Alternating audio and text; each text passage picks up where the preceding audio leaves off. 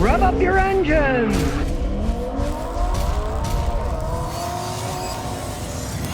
Can you get a car that runs for 250 bucks?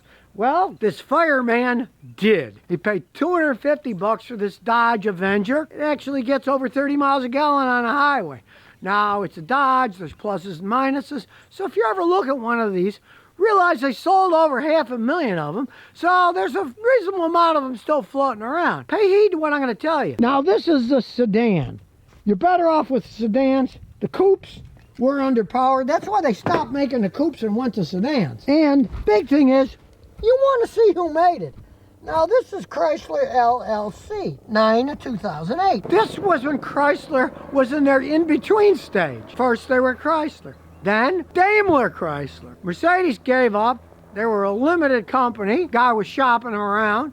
And then he sold them to Fiat later. So, this was after Mercedes-Benz owned them. And really, before Fiat took control of the company. The weird thing is, Mercedes bought Chrysler and they lost a fortune, but they did build better cars. Once Fiat took over, they continued their downward spiral. Well, I don't know if you can say downward spiral for Chrysler, because my grandfather was a mechanic. And even in the 50s and 60s and 70s, he hated Chryslers. He knew what junk they were. So it's not like they went down. It's kind of like they stayed downhill. They went a little up with Mercedes, and then when Fiat took over, they took a nosedive. Usually with Chrysler, they got good-looking designs. They make great, ornaments to park in your front yard. They always were good at design. This car wasn't built that poorly. It's got well over 240,000 miles on it. It's still running okay. These, they stopped making them, and they replaced them because, like I say, Fiat took over the company with the absolute turd-mobile Chrysler 200. Those were one of the worst cars ever made. Engines, transmissions would go out. That's what the replacement was. This was, and of course they don't make the 200s anymore either. This was actually a much better car. They made Avenger coupes, and they weren't that great. They were kind of underpowered. They all had little engines that weren't that powerful, but these are actually decent four-cylinder engines, put out a reasonable amount of power. The earlier ones did not.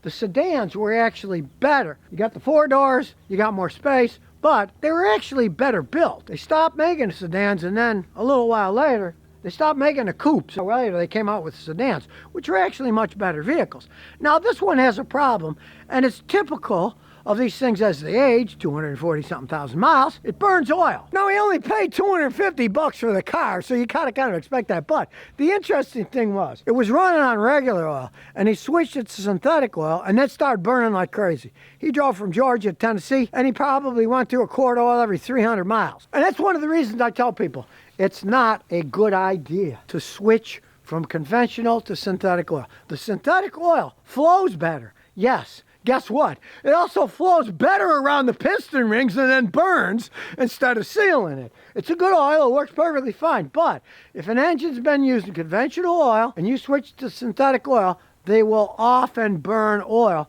on an older engine. Now, let's say you're doing it on a car that's got 20, 30,000 miles. Probably won't hurt anything. But he did it on a car that had 227,000 miles, and now it's burning an awful lot of oil. So enough, he's a fireman, so he's got all kinds of electric stuff on it for running his sirens and stuff. For 250 bucks, and it gets 30-some miles a gallon on the highway, not that bad of a deal. When you go inside, you can see there's wires all over the place, because he's got all kinds of things he's messing around with. Well, we'll start it up. Starts right up, and you'll notice it's making kind of a little clucking noise like a happy chicken, you know? But there's no chickens on here, just a little bitty engine. Now when you hear this kind of a noise, it's valve train noise. So over at camp, make a little rolling noise. When you rev it up, a lot of it goes away. You still hear a little bit of it. As you rev up an engine, it's gonna get things a little bit tighter, make a little bit less noise. Now, obviously, the engine's on its last legs. I mean, it's burning a quart of oil every 300, 350 miles. So it's worn out inside. My advice for this whole thing is, next oil change, go back to conventional oil. And just because this is an older engine, I don't normally advise it, but since it's a $250 car with a worn engine, instead of the 5W20, I'd go with the 10W30. Make it a little bit thicker. This isn't an ultra modern engine where you got, if it says use 0W16, you use 0W16. You can put a little bit heavier oil in it, so that it will not burn as much oil, and it'll probably make a little bit less noise. Heavier viscosity is going to get rid of some of that noise to a little bit extent. Eventually, I mean, the engine will go. There's no ifs, ands, or buts about it with it burning that kind of oil. It's just flat worn inside. And we know it's worn because all he did was put synthetic oil and it started burning. If it was a PCV valve or something, that would have no effect. That is only going to affect the wear of the piston rings inside, and they're obviously worn. This is a more simple 4-speed automatic transmission, and look, it's got a dipstick. You can actually check it and change it. And the owner says it shifts fine. We'll find out when we take it for a road test to see what's going on. But it's not these modern 8-10-speed transmissions that can be hellaciously expensive to fix, that don't shift right. This thing's got 240-something thousand miles on it, and it's still going down the road and shifting pretty good. I doubt if you're ever going to find that in any of these modern high-tech 8-10-speed automatic transmissions. Sometimes they don't even shift right out of the factory, or they get 20,000 miles and they start going. Let's take it for a spin. He's got a CB radio and everything around. Even has an extra battery. Do notice that the window on the passenger side is held up with a block of wood wedged in there. The back seat is kind of missing. It didn't come with one. But let's see how it runs. The door lock's automatically locked. Yeah, the struts are worn. It's got kind of a bumpy ride. It's certainly going to wallow in the curves. I got to kind of oversteer this thing. But hey, it's low enough to the ground that it still handles pretty good. It's an old Dodge. You know the check engine light's on. We're going to check that once we get back. We'll check the brakes out here. Hit them pretty firmly. Hey, the brakes stop it perfectly fine. Great brakes. Turn signals still work. We'll try a little drag strip out here. Hey, it still burns rubber. I'm impressed. Doesn't make a bad sound either.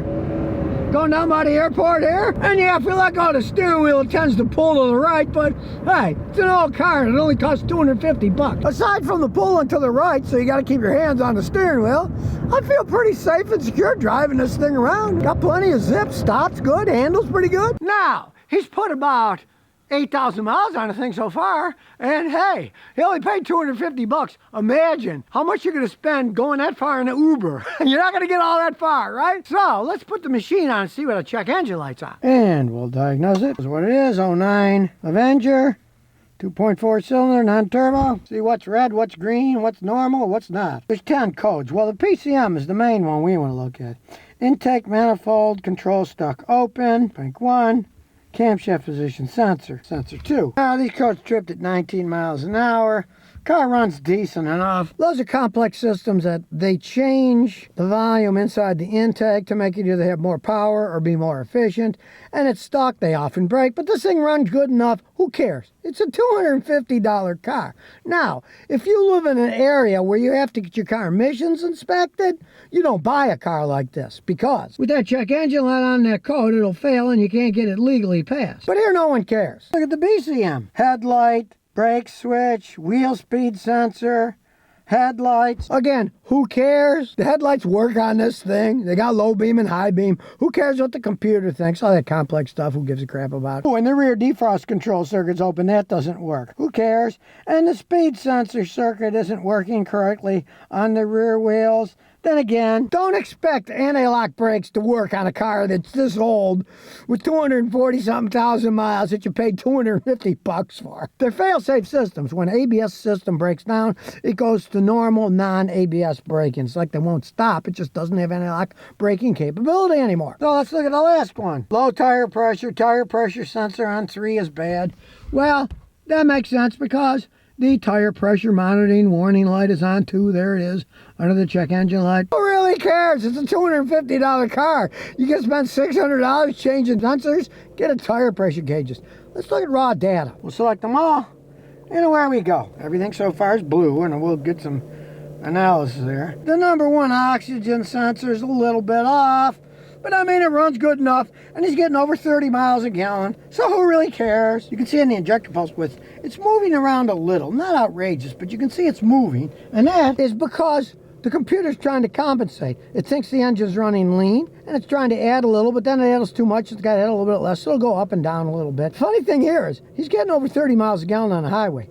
if you fix that lean running condition, you would probably get worse gas mileage. Now, as you look here, I told you it was running lean. The long term, it's adding 12.3% fuel. And the short term, it's adding different ones. It's adding 6, 3, 2. You see, that's moving around too, just like the firing of the fuel injectors. It's trying to adapt to give it the right amount of fuel. But really, it's not shaking. It doesn't idle that bad. And like I said, you got an old car like this, you're happier to have it run a little bit leaner. You'll get better gas mileage. If you went through the trouble of fixing an awful lot of stuff, you probably even have to rebuild the engine because the piston rings are worn to get it not to run lean. And you probably get worse gas mileage in the long run. You're only going to get so much life out of this engine with the worn pistons, but it's actually running quite well for as worn out as it is. So here we go, a $250 Dodge Avenger. He's got 8,000 miles out of it. Yeah, it's a $250 car. A lot of stuff doesn't work, and it burns an awful lot of oil. But, hey, oil is cheap. It's still running down the road. And it saves him from putting mileage on his BMW. That's his real fun car. So, if you are looking at one of these, stick to these ones that were 4-door made before Fiat took over the company. Because then they just went... And really, the 2 doors, they don't have enough power. They weren't that good. Hey, for 250 bucks, hey, I'd give them 300 bucks for the car. So if you never want to miss another one of my new car repair videos, remember to ring that bell.